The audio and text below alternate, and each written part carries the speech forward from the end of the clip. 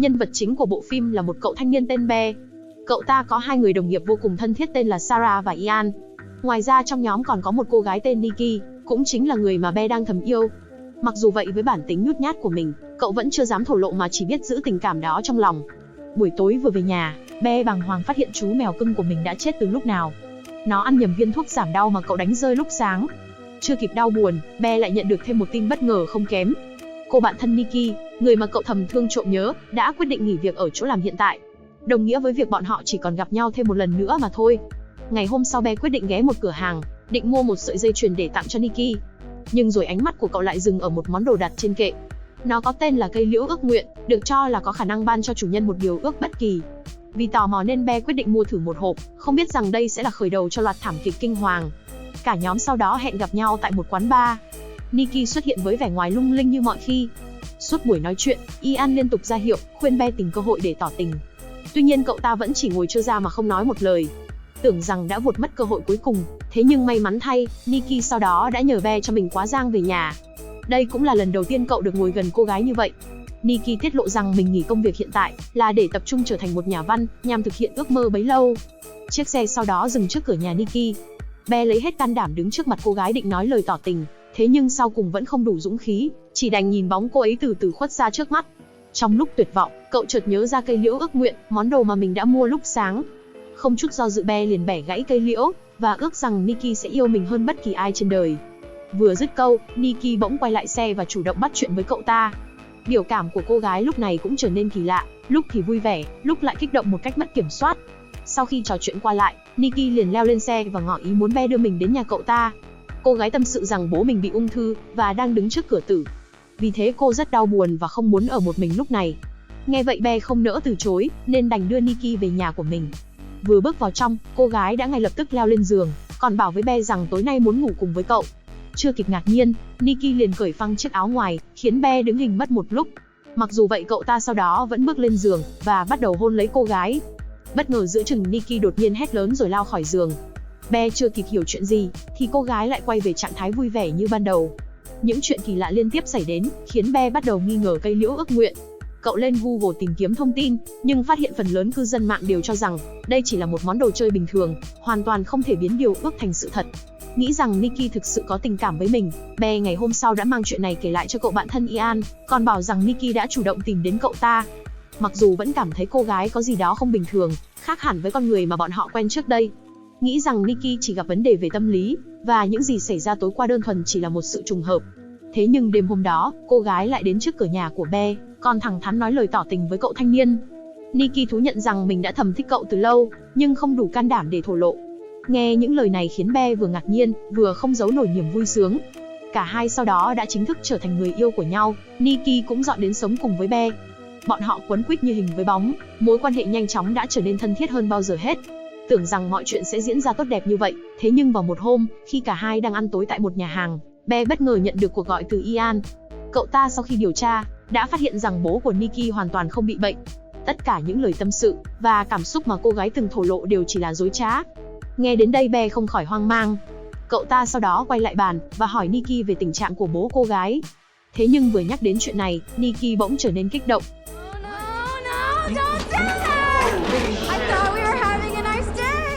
Be không còn cách nào đành nhẹ nhàng trấn an, giúp cô gái lấy lại bình tĩnh. Chuyện vẫn chưa dừng lại ở đó.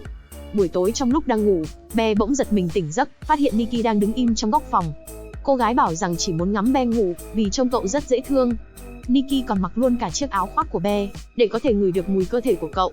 Cảm thấy có gì đó không ổn, Be khuyên cô gái mau quay về giường nghỉ ngơi. Nikki sau đó òa khóc, nói rằng mình vừa gặp ác mộng, mơ thấy Be không còn yêu mình nữa. Chứng kiến cảnh tượng kỳ quái đó, cậu thanh niên không biết phải phản ứng thế nào, chỉ lặng lẽ nằm xuống giường rồi ngủ tiếp. Sáng hôm sau thức dậy, Be đi ra phòng khách thì thấy Nikki đã chờ sẵn. Cô gái còn tự tay chuẩn bị bữa trưa để cậu mang đi làm. Nhớ lại những chuyện kỳ quái xảy ra tối qua, Be muốn Nikki hứa rằng từ nay sẽ không làm những việc khiến mình phải lo lắng nữa. Cô gái mỉm cười rồi vui vẻ đồng ý. Be sau đó đứng dậy định đi làm, nhưng giật mình khi thấy cánh cửa đã bị dán đầy băng dính. Mặc dù vậy cậu ta vẫn xem như không có chuyện gì, bèn cố mở cửa rồi nhanh chóng rời đi. Nikki đứng lặng lẽ phía sau, nở một nụ cười đầy quái dị. Phần thân dưới của cô gái lúc này cũng bắt đầu bài tiết không kiểm soát. Trưa hôm đó ở chỗ làm, Bé lấy ra phần ăn mà Nikki đã chuẩn bị cho mình. Bên trong còn có cả những bức ảnh chụp lén khi cậu đang ngủ say. Mặc dù cảm thấy cô gái có những biểu hiện kỳ lạ, bé vẫn tự trấn an rằng đó không phải chuyện gì quá to tát. Một lúc sau Sarah đến ngồi nói chuyện cùng cậu, nhưng giữa chừng cô gái bỗng ngửi thấy một mùi lạ phát ra từ hộp thức ăn. Khi tháo mảnh giấy ghi chú trên hộp, bé mới sững sờ nhận ra phần thịt trong chiếc bánh được làm từ chính con mèo đã chết của mình. Cảnh tượng đó khiến cậu không giữ nổi bình tĩnh, lập tức nôn hết mọi thứ ra ngoài. Tối hôm đó, bé đã cho Ian quá giang về nhà một đoạn. Trên đường đi, cậu bạn liên tục khuyên bé nên suy nghĩ lại về mối quan hệ với Nikki, vì cảm thấy tâm lý cô gái có điều gì đó rất bất thường. Ian sau đó tiết lộ tối nay sẽ tổ chức một bữa tiệc rượu tại nhà. Cậu muốn bé đến nhập bọn, nhưng với điều kiện là không được đưa Nikki theo. Sau khi về đến trước cửa nhà, bé chợt nhớ ra cây liễu ước nguyện. Nghĩ rằng nó có liên quan đến sự thay đổi của Nikki, cậu liền gọi thử vào số hotline in trên chiếc hộp. Tưởng rằng sẽ không có ai bắt máy, nhưng đầu dây bên kia lại vang lên giọng của một người đàn ông. Bé kể lại toàn bộ sự việc, đồng thời hỏi liệu có cách nào để xóa bỏ điều ước đã thực hiện hay không. Người kia trả lời rằng một khi điều ước đã được tạo ra, thì sẽ không bao giờ trả lại được. Nó chỉ biến mất khi có một điều ước khác tác động đến, hoặc khi chính chủ nhân của điều ước qua đời. Bé nghe xong chưa kịp hoang mang, đầu dây bên kia bỗng vang lên tiếng la hét đầy đau đớn của Nikki, như thể cô đang phải chịu đựng một điều gì đó vô cùng khủng khiếp. Bé sợ hãi vội chạy vào nhà, thì phát hiện Nikki vẫn ở trước cửa để chờ mình, ngay đúng vị trí cô gái đứng lúc sáng. Dưới sàn là một bãi nôn sen lẫn chất thải. Nikki liên tục xin lỗi, bảo rằng mình sẽ dọn dẹp ngay. Bé sau đó hỏi về phần ăn trưa, yêu cầu cô gái đừng bao giờ làm những việc này thêm lần nào nữa. Nikki nghe xong chỉ ậm cho qua chuyện. Thế nhưng khi bé nói rằng tối nay sẽ đến nhà Ian dự tiệc mà không đưa cô gái theo, Nikki lập tức gào thét đầy tuyệt vọng, như thể cả thế giới vừa sụp đổ trước mắt. Bé sau đó không còn cách nào, đành phải đưa Nikki cùng đến dự bữa tiệc. Cả nhóm tụm lại cùng nhau chơi trò thật hay thách. Khi đến lượt Nikki, cô được yêu cầu chia sẻ về công việc hiện tại của mình. Cô gái liền đứng bật dậy, đọc một đoạn truyện loạn luân 18 cộng trước mặt tất cả mọi người, còn cho biết đây chính là cuốn sách mà mình đang chuẩn bị xuất bản. Bầu không khí lập tức trùng xuống, ai nấy đều tỏ ra hoang mang về thứ mình vừa nghe được. Lượt chơi sau đó chuyển đến Be. Cậu nhận thử thách hôn người ngồi bên trái, không ai khác chính là cô bạn thân Sarah. Ngay lập tức Nikki liền bật dậy, gương mặt thay đổi 180 độ. Cô gái sau đó kéo Sarah ra ngoài, rồi tự mình ngồi vào vị trí của cô ấy. Những người xung quanh chưa kịp ngỡ ngàng, Nikki bỗng hét lớn đầy kinh hãi, nói rằng đó không phải là mình, rồi tự cầm chai bia liên tục đập vào đầu đến chảy máu. Thế nhưng chỉ một giây sau đó, cô gái lại quay về trạng thái ban đầu, nở một nụ cười đầy quái dị. Trong lúc cả nhóm hoảng hốt, lo lắng cho tình trạng của Nikki, thì Be chỉ ngồi im một chỗ mà không hề có phản ứng gì. Cậu ta sau đó đưa cô gái đến bệnh viện. Tuy nhiên trước thái độ chống đối của Nikki, các bác sĩ đều từ chối tiếp nhận. Trở về nhà, Be bắt đầu tức giận khi cô gái liên tục có những hành vi kỳ quái, không còn giống với người mà cậu từng quen trước đây. Be đề nghị cả hai nên tạm thời xa nhau một thời gian. Nikki khóc lóc năn nỉ trong tuyệt vọng, van xin cậu ta đừng rời bỏ mình, còn bảo rằng không thể sống thiếu cậu dù chỉ một giây. Khuya hôm đó trong lúc đang ngủ, Be bỗng nhận được tin nhắn từ Sarah, hẹn gặp cậu ở ngoài công viên để nói chuyện. Vừa định bước khỏi giường, bất ngờ Nikki lên tiếng gọi cậu lại. Cô gái bảo rằng con quái vật trong người mình đang ngủ, van xin Be hãy giết cô ngay lúc này, trước khi nó kịp thức giấc. Cô chưa từng có tình cảm với cậu, tất cả đều do con quái vật bên trong sai khiến. Nhận ra tình cảm của Nikki dành cho mình chỉ là kết quả của cây liễu ước nguyện, Be dù vậy vẫn hèn nhát, bỏ qua lời cầu xin của cô gái mà nhanh chóng rời đi. Cậu sau đó đến công viên để gặp Sarah.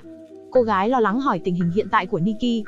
Be không hề nhắc đến cây liễu ước nguyện, mà chỉ nói rằng bố của Nikki đang bị bệnh, nên khiến tinh thần của cô ấy không được ổn định. Sarah sau đó tiết lộ mình vừa nhận được học bổng vào ngôi trường đại học mà cô hằng mơ ước. Be nghe vậy cũng vui vẻ chúc mừng cho cô gái. Trong lúc trò chuyện, Sarah bất ngờ thổ lộ tình cảm với Be. Thì ra cô gái cũng đã thầm thích cậu từ lâu nhưng chưa dám nói. Thế nhưng vừa dứt lời, Nikki bất ngờ từ đâu lao tới đập vỡ cửa sổ, rồi túm lấy đầu Sarah đập liên tục vào tảng đá, đến khi gương mặt cô ấy chỉ còn là một vũng thịt bầy nhầy. Suốt quá trình đó Be chỉ ngồi chết lặng, sợ hãi không dám làm bất cứ điều gì. Nikki sau đó tiến đến trước mặt Be, nhẹ nhàng ôm lấy cậu thanh niên rồi bảo rằng tất cả đều là lỗi của cậu, vì thế chính cậu phải giúp cô ta dọn dẹp cái xác. Be không hề phản kháng, chỉ lặng lẽ làm theo những gì Nikki yêu cầu. Thế nhưng khi nhìn lại tờ giấy nhập học của Sarah, cậu ta cuối cùng cũng không thể chịu đựng nổi, liền gào khóc trong tuyệt vọng. Be sau đó quay trở lại cửa hàng lần trước, định mua thêm vài cây liễu ước nguyện, với hy vọng có thể sửa chữa sai lầm của bản thân. Cậu sau đó đưa cây liễu lên và ước rằng Nikki chỉ xem mình như một người bạn bình thường. Thế nhưng đến lúc bẻ gãy cây liễu, dù cố gắng thế nào nó cũng không thể tách làm đôi. Lúc này Be mới nhận ra mỗi người chỉ có một điều ước duy nhất, và hoàn toàn không thể phá vỡ quy luật trên. Cậu sau đó liền chạy đến tìm Ian, kể cho cậu bạn nghe toàn bộ sự thật, với hy vọng cậu ta sẽ dùng điều ước của mình để đưa Nikki trở lại bình thường. Thế nhưng thay vì giúp Be, Ian lại ước mình muốn trở thành tỷ phú. Ngay lập tức hàng ngàn cọc tiền từ trên trời rơi xuống, trước sự kinh ngạc của cậu thanh niên. Be sau đó tức giận trở về nhà, thì chứng kiến một cảnh tượng kinh hoàng. Xác của Sarah đang ngồi giữa phòng trong tình trạng lõa thể, còn Nikki thì lại mặc quần áo của cô ấy, thậm chí còn bắt chước cả cách trang điểm, với hy vọng rằng Be sẽ yêu mình. Thế nhưng khi chứng kiến khung cảnh đó, cậu ta chỉ cảm thấy hoang mang sợ hãi. Nhận ra không thể thuyết phục bằng lời nói, Nikki liền rút súng và đe dọa rằng sẽ tự sát nếu cậu không yêu cô ta. Đúng lúc đó Ian mở cửa xông vào, vui mừng khoe rằng mình đã trở thành tỷ phú. Nikki ngay lập tức xoay người, bắn thẳng một phát vào đầu khiến cậu ta chết ngay tại chỗ. Nhìn thấy cô gái ngày càng trở nên điên loạn và mất kiểm soát, Be không còn cách nào đành phải giả vờ chiều theo ý cô gái. Nhân lúc Nikki không để ý, cậu đã lén lấy khẩu súng rồi đi vào nhà vệ sinh, định tự sát để kết thúc cơn ác mộng kinh hoàng này. Tuy nhiên với bản tính nhút nhát của mình, Be vẫn không thể xuống tay vào phút cuối, mà chọn một cách nhẹ nhàng hơn, chính là uống hết số thuốc giảm đau trong tủ. Sau một lúc chờ đợi, cậu thanh niên cuối cùng cũng đã tắt thở. Trong khoảnh khắc cuối, cậu nhìn thấy Nikki đứng trước mặt và nở nụ cười hạnh phúc. Cả hai trao nhau một nụ hôn lãng mạn trước khi sự thật trần trụi dần hiện ra. Nikki tỉnh dậy và hoang mang tột độ, khi trước mặt là xác của 3 người bạn thân đang nằm bất động. Chỉ vì sự ích kỷ của một gã đàn ông, mà cuộc đời tươi sáng của một cô gái trẻ đã bị hủy hoại. Một tình yêu không có sự đồng thuận giữa hai bên, sau cùng cũng chỉ là sự chiếm hữu. Bộ phim đến đây cũng đã hết. Bạn có suy nghĩ gì sau khi xem? Hãy để lại bình luận bên dưới. Đừng quên nhấn like, đăng ký kênh để không bỏ lỡ những bộ phim hấp dẫn sắp tới. Xin cảm ơn và chào tạm biệt.